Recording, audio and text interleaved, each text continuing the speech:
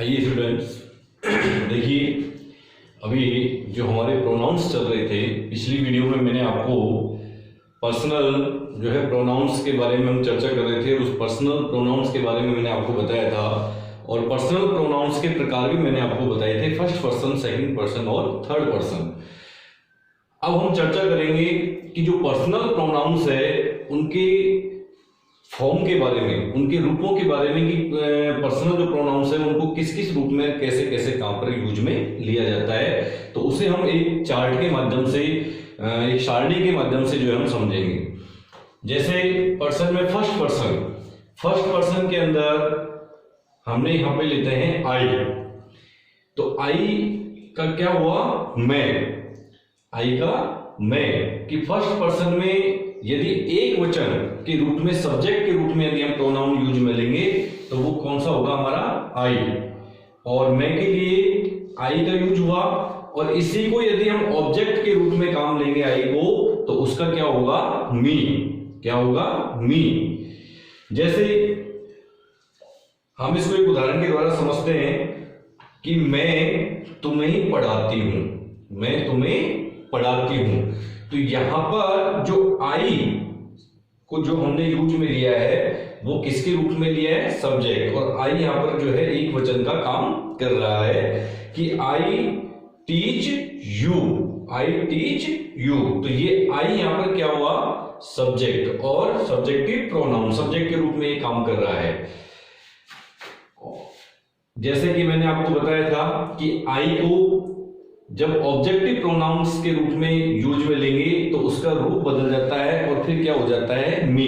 वो किस प्रकार से होगा? जैसे इसी सेंटेंस को हम इस प्रकार से लिखें कि तुम मुझे पढ़ाते हो, तुम मुझे पढ़ाते हो। तो यहां पर यू जो है वो किसके रूप में हो गया? सब्जेक्ट के रूप में। किसके रूप में हो गया? सब्जेक्ट के रूप में। You teach me. और जो आई की जो फॉर्म है वो किस में बदल गई? मी में। तो इसको हम बोलेंगे यू टीच मी। तो कहने का मतलब कि आई को जब हम ऑब्जेक्ट के रूप में यूज में लेंगे तो उसका क्या हो जाएगा? मी में हो जाएगा। इसी प्रकार से वी को यदि हम ऑब्जेक्टिव रूप में लेंगे तो उसका हो जाएगा अस। यहां पर आई सिंगुलर प्रोनाउंस के रूप में काम में लिया जाएगा और वी वो है प्लूरल प्रोनाउंस के रूप में काम में लिया जाएगा। तो वी का क्या हो जाएगा? अस। इसी प्रकार से हम चर्चा करते हैं सेकंड पर्सन का जो सब्जेक्ट के रूप में तुम शब्द जो होता है उसके लिए हम यू प्रोनाउन काम में लेते हैं और यू का जब हम ऑब्जेक्ट के रूप में काम में लेंगे तो इसका क्या हो जाएगा? यू ही हो जाता है। यू का ऑब्जेक्टिव जो रूप होगा वो क्या होगा? यू। हम इसको उदाहरण के द्वारा समझ सकते हैं। जैसे हम फर्स्ट एग्जांपल इसी को देखें कि यहां पर मैंने लिखा कि मैं तुम्हें पढ़ाती हूं, मैं तुम्हें पढ़ाती हूं। तो इसमें क्या हुआ कि आई टीच यू। आपने देखा कि यहां पर जो यू है वो किसके रूप में काम कर रहा है? ऑब्जेक्ट के रूप में। किसके रूप में काम कर रहा है? ऑब्जेक्ट के रूप में। और यदि इसी सेंटेंस को हम दोबारा से इस तरीके से लिखें कि तुम मुझे पढ़ाते हो, तुम मुझे पढ़ाते हो, तो यहां पर यू किस में बदल गया? सब्जेक्ट में। तो यहां इंग्लिश के रूप में सेकंड पर्सन का जो सब्जेक्ट और ऑब्जेक्ट है यू का, इनमें कोई परिवर्तन नहीं हुआ। लेकिन जब हम हिंदी में वाक्य को देखते हैं तो यहां ये तुम्हें और यहां पर ये क्या बन जाता है? तुम।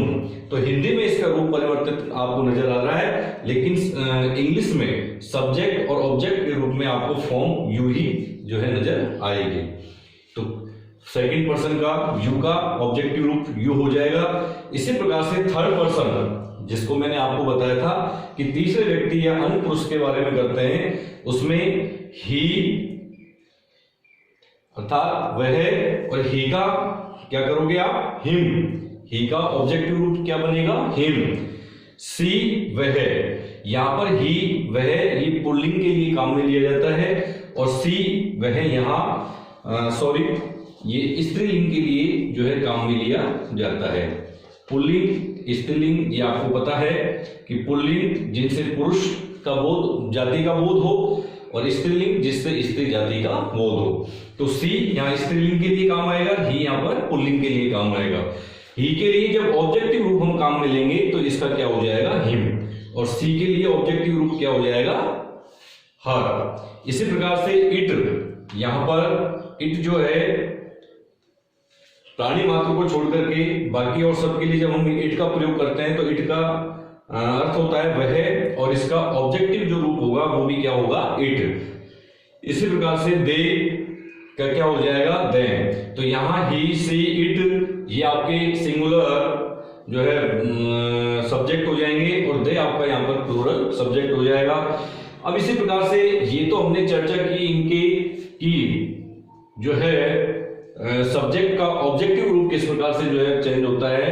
अब यदि हम चर्चा करें कि पजेसिव प्रोनाउन, क्या पजेसिव प्रोनाउन, तो पजेसिव प्रोनाउंस का मतलब होता है स्वामित्व, किसी चीज के ऊपर अपना मालिकाना हक यदि हम दर्शाएं या अपना स्वामित्व उसके ऊपर दिखाएं तो वहां हम पजेसिव प्रोनाउंस काम में लेते हैं। जैसे मैं कहूं कि ये चौक मेरा है, ये है पेन मेरा है, तो इस प्रकार से ये इनके ऊपर हमारा स्वामित्व है, इसके पेन के ऊपर मेरा स्वामित्व हुआ तो इसलिए ये पेन मेरा है, ये चौक के ऊपर मेरा स्वामित्व है तो ये चौक मेरा है। तो जहां हमें हमारा हक दिखाना हो वहां हम पजेसिव प्रोनाउंस का जो है प्रयोग करते हैं।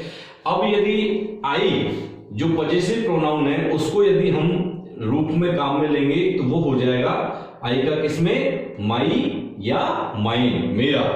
इसी प्रकार वी का हो जाएगा आवर या आवर्स। इसी प्रकार से यू का किसमें, योवर या योवर्स। इसी प्रकार ही का हिज, सी का हर, इट का इट्स, दे का देयर। तो इस प्रकार से हम पजेसिव जो है प्रोनाउंस में इनका उपयोग कर सकते हैं।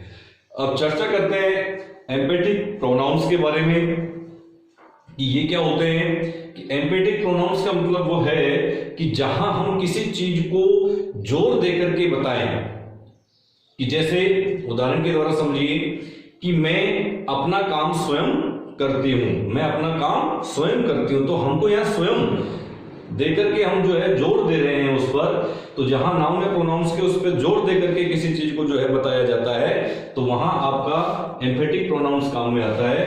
तो इसमें आई का जो है माई सेल्फ हो जाता है, वी का आवर सेल्फ। इसमें एक बात आपको ध्यान रखनी है कि जहां पर सेल्फ लगता है वो सिंगुलर प्रोनाउंस के लिए यूज होगा और जहां सेल्फ लगता है वहां पर आपका प्लूरल्स प्रोनाउंस के रूप में यूज होगा।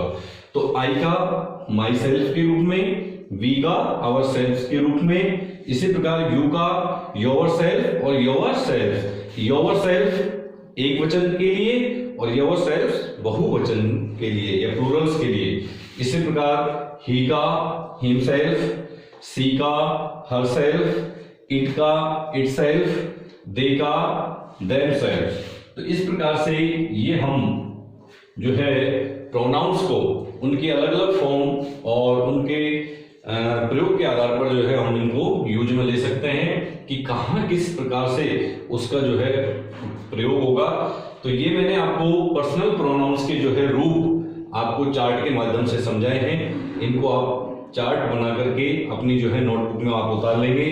नीचे ये मैंने एग्जाम्पल लिखवाया है, यदि आप लिखना चाहें तो उसको लिख सकते हैं इस चार्ट के नीचे।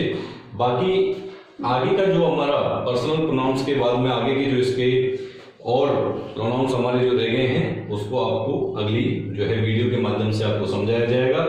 अभी आप इनको उतार करके और इनको याद कर सकते हैं। Thank you.